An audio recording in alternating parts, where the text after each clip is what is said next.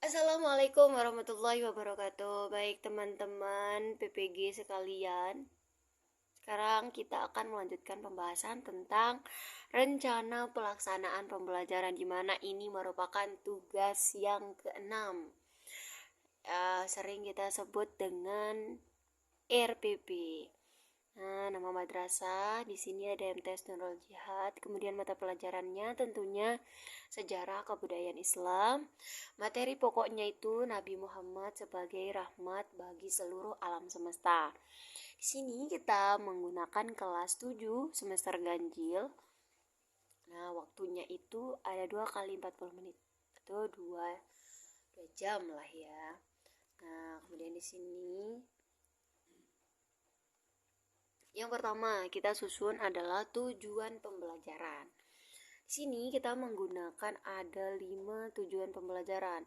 Yang pertama, membangun kesadaran peserta didik tentang pentingnya mempelajari landasan ajaran nilai-nilai dan norma-norma Islam yang telah dibangun oleh Rasulullah SAW dalam rangka mengembangkan kebudayaan dan peradaban Islam. Nah, yang kedua, ada membangun kesadaran peserta didik tentang pentingnya waktu dan tempat yang merupakan sebuah proses dari masa lampau, masa kini, dan masa depan. Kemudian yang ketiga ada melatih daya kritis peserta didik untuk memahami fakta sejarah secara benar dengan didasarkan pada pendekatan ilmiah. Nah, kemudian yang keempat ada menumbuhkan apresiasi dan penghargaan peserta didik terhadap peninggalan sejarah Islam sebagai bukti peradaban umat Islam di masa lampau. Kemudian yang terakhir di sini ada mengembangkan kemampuan peserta didik dalam mengambil ibrah dari peristiwa-peristiwa bersejarah Islam, meneladani tokoh-tokoh berprestasi dan mengaitkannya dengan fenomena. Nah, selanjutnya tentunya kita akan menyusun tentang kompetensi dasarnya. Di mana di sini ada 2 kompetensi dasar. Yang pertama, ada 3.2 memahami pola dakwah Nabi Muhammad SAW di Mekah. Kemudian yang kedua ada 3.3 menganalisis pola dakwah Nabi Muhammad SAW di Mekah. Lanjut, di sini ada materinya. Tentunya materinya seperti di atas tadi tentang dakwah Nabi Muhammad SAW di Mekah. Ada model atau metode pembelajaran. Nah, di sini guru melakukan kegiatan pembelajaran dengan pendekatan pembelajaran saintifik dan model pembelajaran cooperative learning atau yang sesuai dalam setiap KD serta metodenya itu diskusi, ceramah, tanya jawab dan resitasi. Kemudian di sini ada media atau sumber pembelajaran. Di sini kita menggunakan yang pertama itu gambar atau video perjalanan dakwah Nabi Muhammad SAW. Kemudian yang kedua menggunakan PowerPoint tentang sejarah perjalanan Nabi Muhammad SAW di Mekah. Kemudian yang ketiga kita menggunakan modul pembelajaran atau buku paket lah di kelas.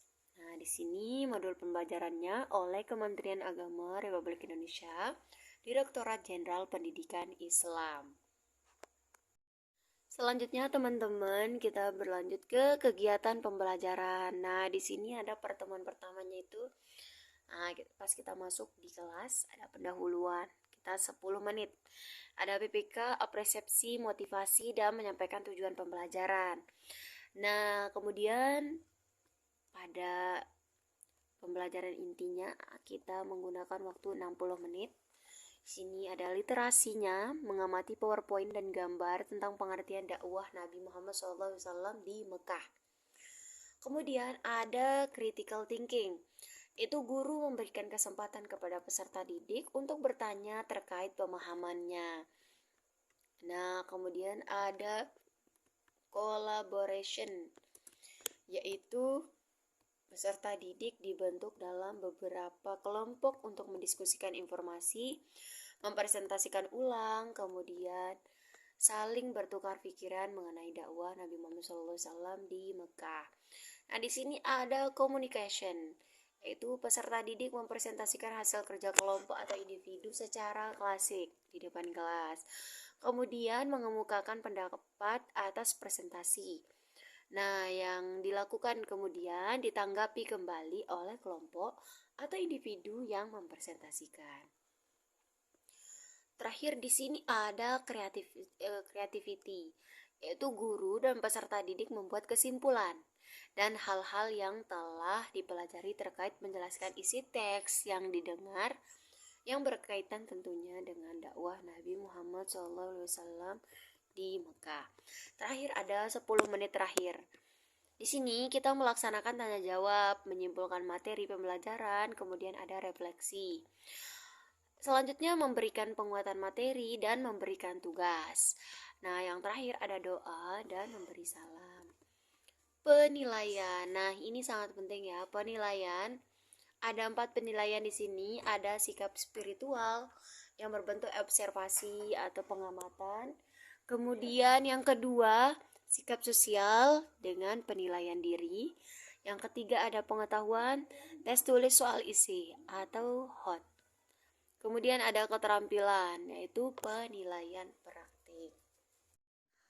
Oke, sampai di situ penjelasan tentang penyusunan RPP saya, Nurhayani. Semoga apa yang dijelaskan tadi bermanfaat bagi kita semua. Sekian dari saya. Wabillahi taufiq walhidayah. Wassalamualaikum warahmatullahi wabarakatuh.